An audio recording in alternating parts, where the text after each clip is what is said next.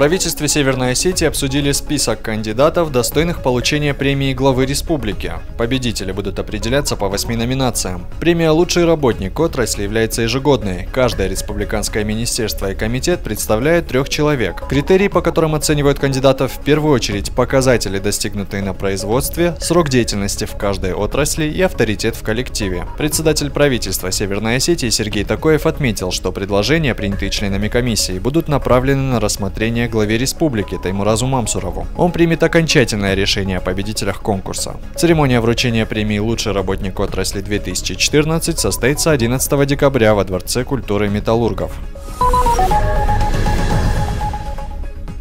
В Северной Осетии проходит конкурс «Шаг в будущее Осетии». Это площадка, где начинающие ученые представляют свои разработки в области инновационных технологий. Для школьников это прекрасная возможность заработать бонусные баллы, которые будут учтены при поступлении в крупные вузы страны. Имена 11 победителей из 100 участников будут известны уже 1 декабря. Из них только 5 школьников из Северной Осетии примут участие во всероссийском этапе конкурса «Шаг в будущее». Задача ее снимать в труднодоступных для человека местах, то есть где ему будет опасно для здоровья, либо это будет сложно физически попасть в это место. Так как я думаю, данная модель может понадобиться представителям таких профессий, как МЧС, археологи, спецслужбы, военные структуры и так далее.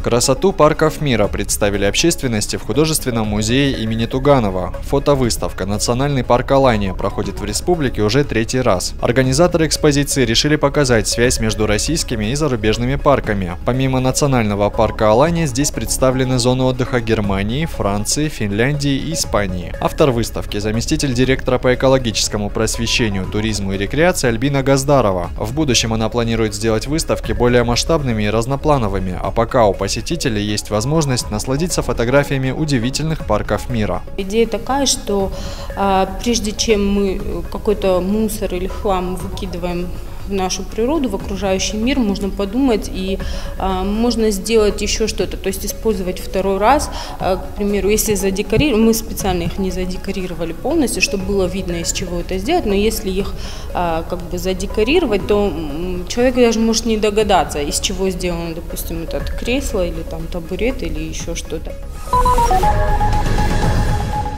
В Доме культуры селения Сунжа прошел совместный концерт воспитанников детских творческих коллективов и профессиональных эстрадных исполнителей. Мероприятие прошло в рамках проекта Руслана Кабалоти «Карусель искусств». Проект стал победителем на молодежном форуме «Машук». В рамках «Карусели искусств» уже прошли концерты в Томиске, Нагире и Ильхотово. В планах проведение мастер-классов по вокалу, художественному творчеству и национальной хореографии. Сейчас жизнь такая, что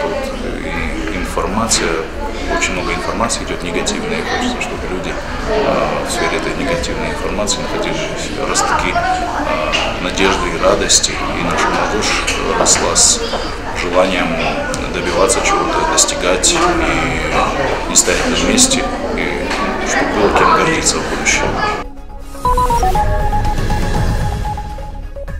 Алания приняла у себя дома одного из лидеров турнирной таблицы – футбольный клуб «Митас». Хозяева, как обычно, начали активно, однако уже на 23-й минуте игрок гостей Лазарев издали красивым ударом отправил мяч прямо под перекладину и открыл счет в этой встрече. Во втором тайме красно-желтым ситуацию исправить не удалось. Ошибка защитника, и судья показывает на 11-метровый. Гости удваивают счет. А еще через 8 минут цифры на табло и вовсе стали печальными. 3-0. Последний домашний матч сезона Алания уступает на классе. Знаете, одного желания, одного характера, наверное, мало бывает.